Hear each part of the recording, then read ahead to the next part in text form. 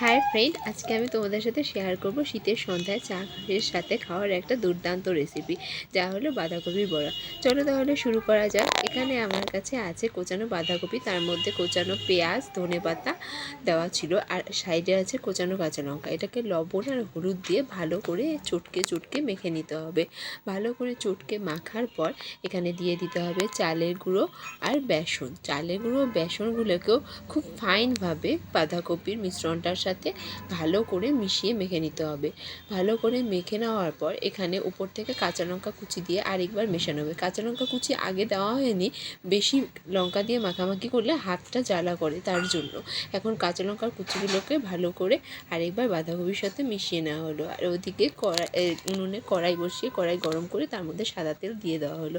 সাদা তেলের মধ্যে এবার বড়াগুলি একে একে গোল গোল করে ছেড়ে দেওয়া হবে।